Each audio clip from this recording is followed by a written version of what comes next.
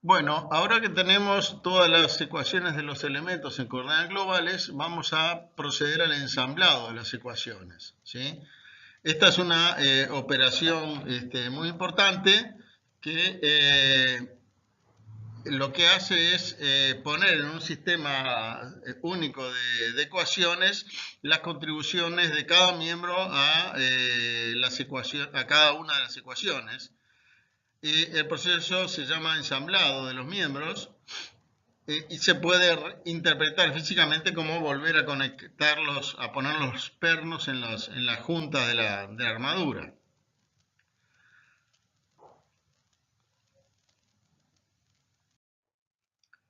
Bueno, vamos a ver cómo se hace este ensamblado. La lógica del ensamblado se rige por dos leyes de la mecánica. Primero, la compatibilidad de desplazamientos, o sea, los desplazamientos de todos los miembros unidos a una articulación, en esa articulación son todos iguales, porque están conectados físicamente entre sí.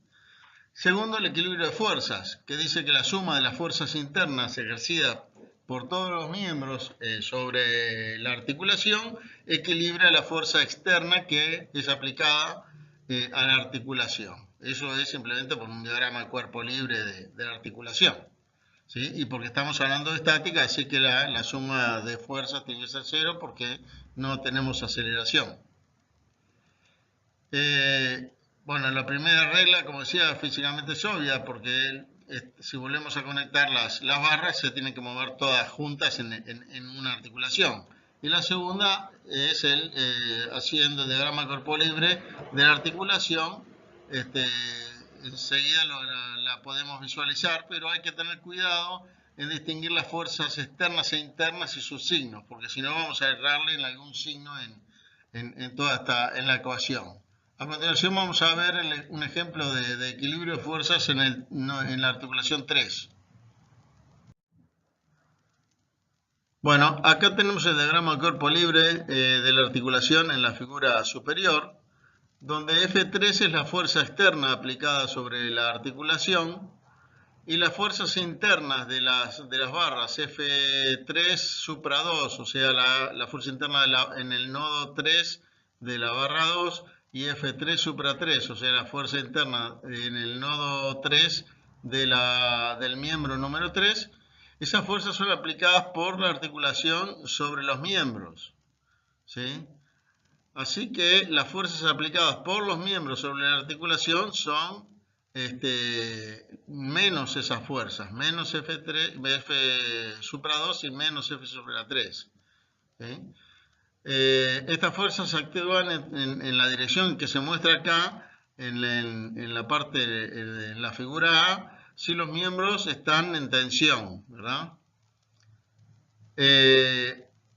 La ecuación de equilibrio entonces del cuerpo libre de esta articulación va a quedar que F3, la fuerza externa, menos la fuerza del miembro 2 menos la fuerza del miembro 3 tiene que ser igual a 0.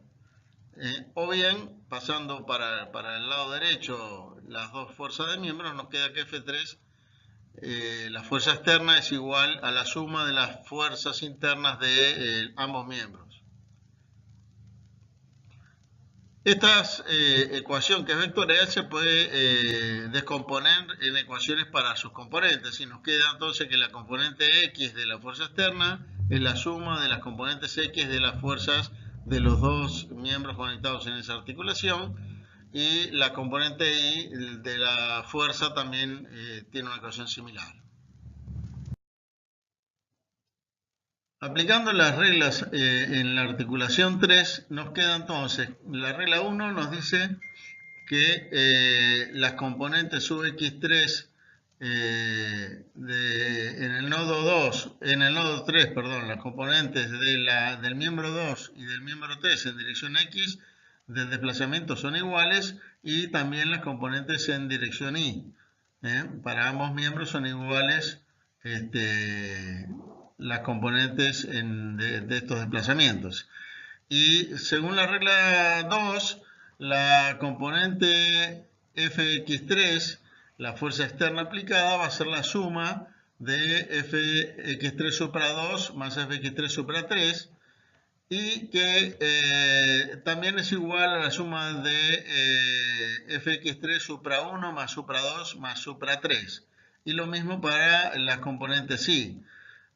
Acá lo que hicimos fue sumarle las componentes de fuerza de fx3 supra 1 y fi3 supra 1, que serían las componentes de fuerza del nodo, en el nodo 3 que ejerce la barra 1. Y como no está conectada son 0, así que ese 0 se puede sumar y no nos cambia nada. Pero nos sirve para que nos queden entonces ecuaciones todas iguales, nos van a quedar para todas las articulaciones. En este caso nos queda que F sub 3 es la suma de las fuerzas internas sub 3 de los tres nodos, de los tres miembros, de los cuales los que pueden ser no nulos son el 2 y el 3. El 1 no está conectado, va a ser nulo. Pero vamos a ver después que la misma ecuación nos va a quedar con otro subíndice para los otros nodos y va a ser idéntica.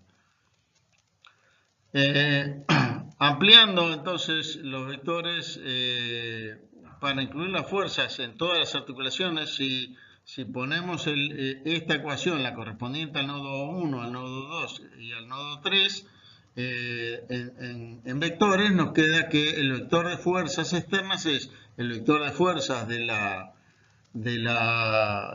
miembro 1 más el vector de fuerza del miembro 2 más el vector de fuerza del miembro 3. Ahora vamos a proceder al ensamblado, ¿sí? Vamos a hacerlo por una técnica que se llama de ampliación y suma, y lo vamos a hacer a mano para ver bien cómo se hace, ¿sí? Lo primero que tenemos que hacer es ampliar las ecuaciones globalizadas de cada miembro para agregar las filas y columnas nulas que completen los vectores de fuerza y desplazamiento con los componentes que la ecuación del elemento no tenía porque no estaba conectado a algún nodo, ¿sí? En el miembro 1 teníamos esta ecuación elemental globalizada, ¿sí? Y agregando las componentes fx3 y fi3 que no tienen la fuerza en este vector y los desplazamientos ux3 y y3 que tampoco los tiene, que van a ser nulos todos porque no está conectado este miembro a ese nodo, ¿sí? Entonces nos va a quedar este sistema de ecuaciones ampliado en el cual, si se fijan, le agregamos dos filas al final y dos columnas al final, correspondientes esas filas a f sub x3 y f sub y3, y las dos columnas al ux3 y al ui3. Fíjense que del lado de los desplazamientos, como son todos iguales para los distintos miembros, omitimos el supraíndice 1 porque van a ser iguales para cualquier miembro. Por lo tanto, es un valor único de la articulación y no depende del miembro, el desplazamiento, las componentes de desplazamiento. Para los miembros 2 y 3 nos va a quedar esta ecuación para el miembro 2 y esta otra para el miembro 3, ¿sí? Donde otra vez acá se ve que se agregaron dos filas nulas y dos columnas nulas en la primera parte de la primera matriz, ¿sí?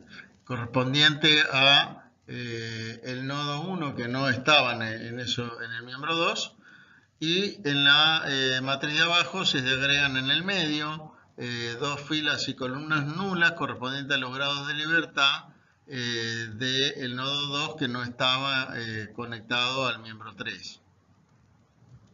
Lo bueno es que ahora tenemos, si se fijan todos, entonces sistemas que podemos sumar estas igualdades porque el vector que tiene de desplazamientos es un vector general, no depende del miembro, ¿sí? si ponemos en notación matricial estas tres ecuaciones, nos queda así.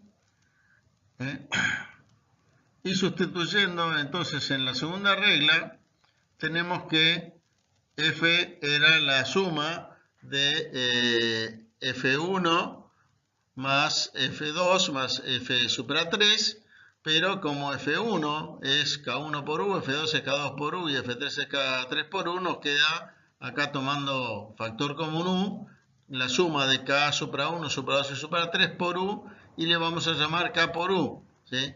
Así que todo lo que tenemos que hacer para tener la matriz que necesitamos, la matriz está acá, es ampliar cada una de las matrices elementales agregándole los grados de libertad que le faltaban y por tanto filas y columnas y sumarlas. Y con eso llegamos a la ecuación de rigidez global que es F igual K por U. Bueno, el resultado entonces en este caso es este sistema de ecuaciones global, ¿sí? Donde sumamos las tres matrices ampliadas, ¿sí? Entonces con esta técnica el ensamblado de los miembros simplemente se hace ampliando las matrices las matrices globalizadas de cada miembro y sumando las matrices de los elementos, y eso multiplicado por el vector U nos va a dar el vector de fuerzas externas. Ahora, para preparar las ecuaciones para resolver, vamos a tener que separar las componentes que conocemos y que no conocemos de las fuerzas y los desplazamientos, porque las cargas aplicadas nos van a dar algunas fuerzas conocidas y los apoyos nos van a dar algunos desplazamientos conocidos, que en realidad entonces no son incógnitas, sino valores conocidos. Vamos a ver cómo se hace esto para los cálculos manuales, la forma cómoda para cálculos manuales.